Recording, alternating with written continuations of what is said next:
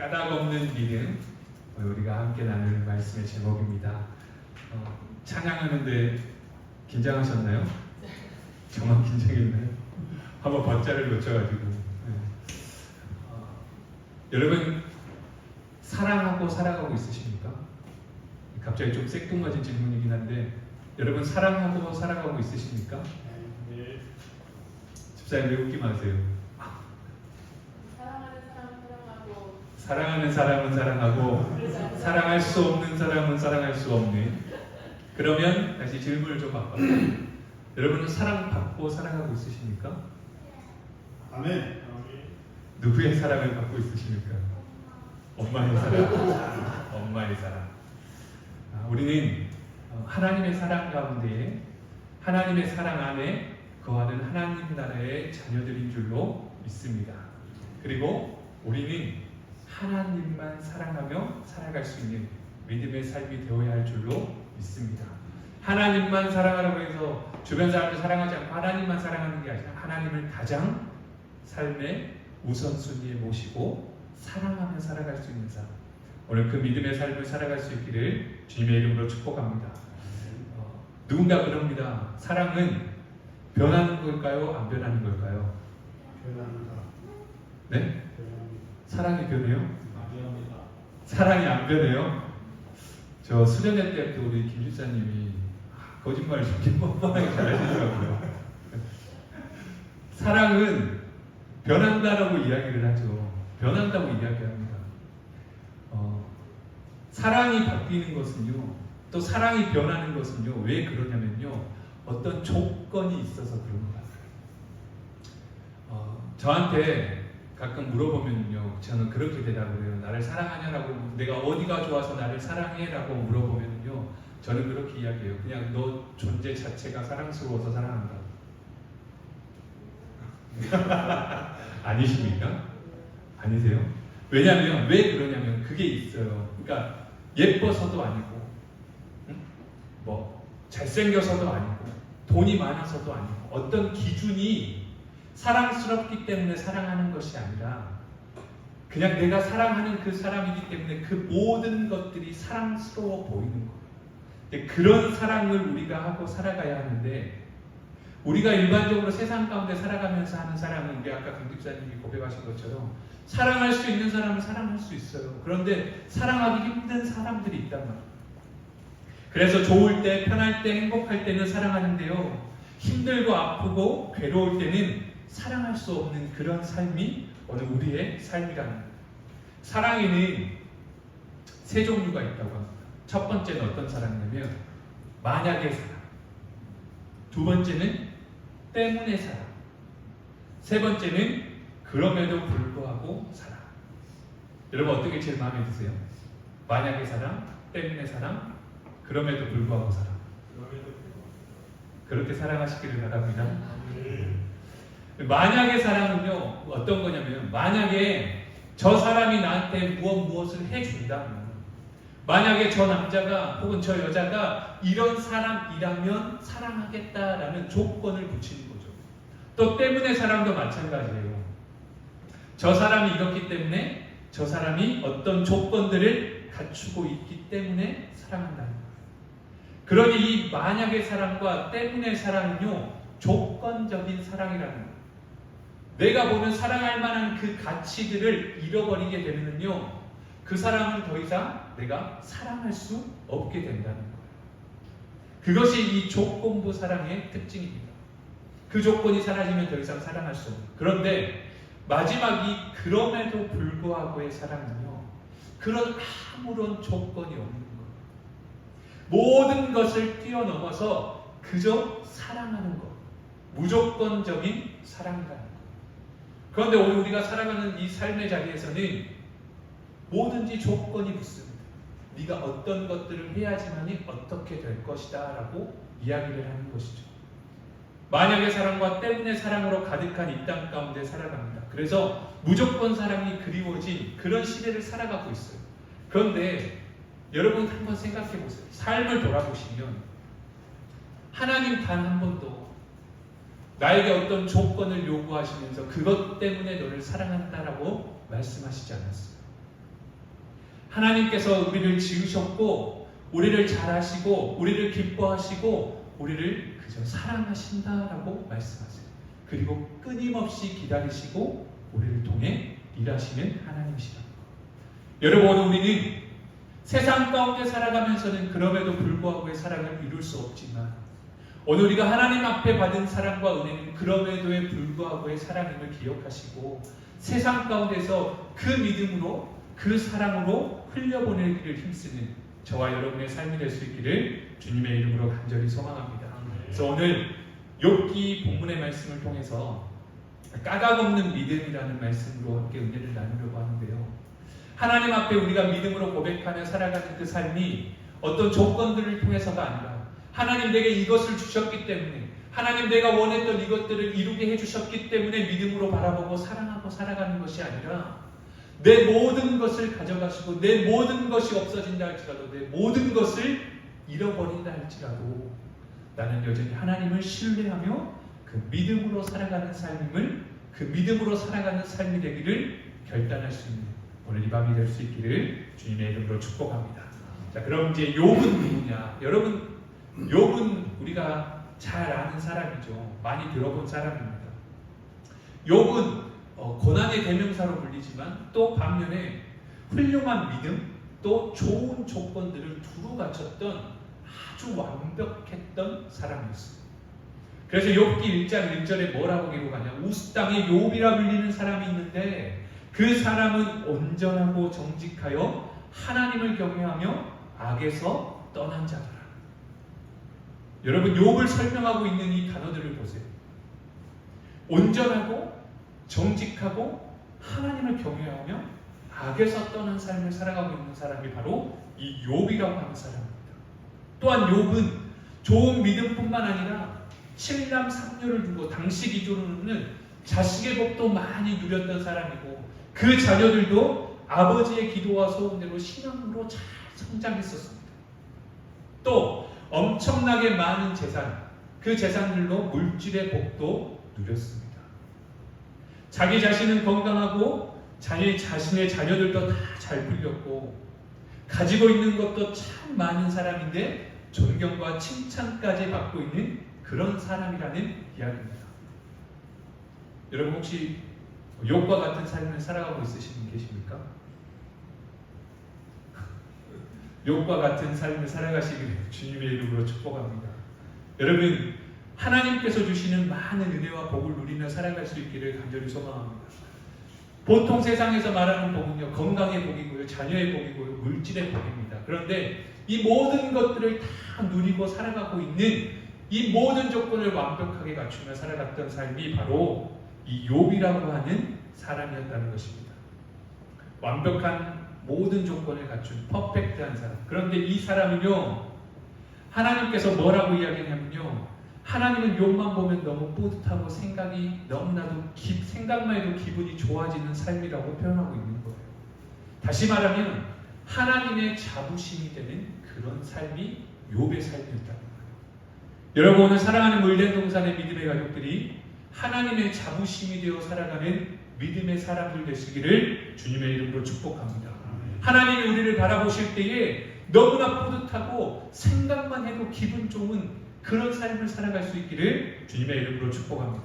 그래서 8절에 보니까요, 여호와께서 이렇게 말씀하십니다. 사탄에게 이르시되 네가 내 종 욥을 주의하여 보았느냐? 그와 같이 온전하고 정직하여 하나님을 경외하며 악에서 떠난 자는 세상에 없다라고 말씀하는 것입니다. 이런 거죠. 하나님께서 사탄에게 너 내 종 욥을 봤어?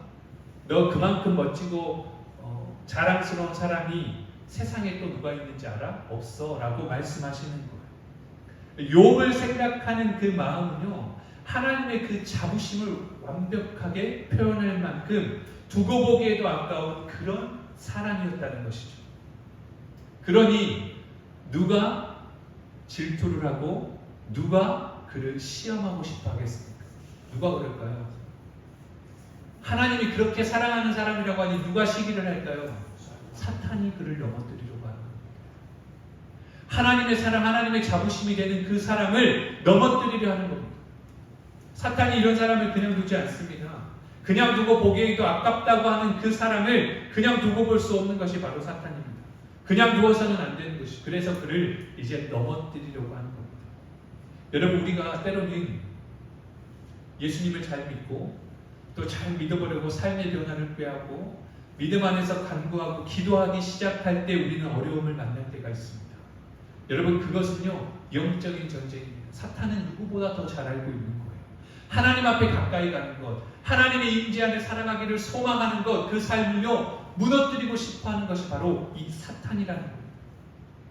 그런 사탄이 욥에게 이제 시비를 걸기 시작합니다. 그것이 오늘 이제 우리가 읽은 본문의 말씀인데요. 사탄의 말을 요약하면 이런 내용이에요. 첫 번째는 뭐냐? 하나님, 욥이 왜 어찌 까닭 없이 하나님을 경외하겠습니까? 그렇게 하나님 앞에 말하고 있는 거예요. 욥이 아무런 이유 없이 아무런 까닭 없이 하나님을 경외하겠습니까? 라고 묻는 거예요. 두 번째, 욥이 하나님을 잘 믿는 건, 하나님이 그렇게 사랑스럽다라고 말씀하시는 건 하나님이 그에게 그만한 복을 주셨기 때문입니다. 그 복 때문입니다. 세 번째, 그러니까 그 복을 만약에 다 거두어 간다면 욥은 틀림없이 어떻게 할 것이다? 하나님을 욕하고 신앙을 저버릴 것입니다. 여러분, 엄청난 논리예요. 사탄은요 정말 똑똑합니다. 여러분, 우리가 아무리 지혜롭다 해도요 사탄의 힘을 우리의 힘으로는 절대 이길 수가 없어요. 사탄은요 엄청 똑똑해요. 우리의 머리로는 결코 상대할 수 없어요. 사탄의 이 말을 들은 하나님이요 이렇게 이야기합니다. 다른 사람은 몰라도 욥은 절대 그럴 리가 없다. 정 그렇다면 사탄, 네가 가서 욥의 소유물을 다 쳐봐라. 하지만 그의 몸은 손대지 말라라고 조건을 붙여서 허락을 하셨습니다. 자, 이렇게 되니까 사탄은 1차로는 뭐를 다 뺏어갑니까? 욥의 재산들을 다 빼앗아갑니다. 또 2차로는 욥의 자식들을 다 몰살시켜버립니다. 또 세 번째로는 결국 욥의 뭐까지도 뺏어버립니까? 건강까지도 빼앗아버립니다. 그래서 욥은 그 아내에게 비난을 듣는 그런 삶의 모습으로 떨어지고 말게 되었습니다. 결국 세 번에 걸친 이 사탄의 시련으로 인해서 욥이 그동안 누리고 있었던 앞에서 말했던 그 수많은 복들을 완전히 잃어버리게 되었습니다. 물질의 복, 자녀의 복, 건강의 복, 완전히 다 빼앗겨버리고 말았습니다. 그래서 도저히 견딜 수 없는 상황으로 만들어가는 것입니다. 그런데 여러분, 저는 이제 욥기의 이 말씀을 묵상하다가 이 사탄의 말을 주목하게 되는데, 그것이 요약하면 첫 번째 아까 뭐라 그랬죠? 욥이 왜 까닭 없이 하나님을 경외하겠습니까? 그랬잖아요. 또 욥이 하나님을 잘 믿는 건 하나님이 복을 주셨기 때문입니다 라고 이야기했어요. 세 번째는 그러니까 그 모든 것들을 빼앗으면 욥은 틀림없이 신앙을 버릴 것입니다 라고 이야기합니다. 이 사탄의 말에 주목을 해보니까요, 이게 바로 어떤 방식이냐면 세상의 방식이에요.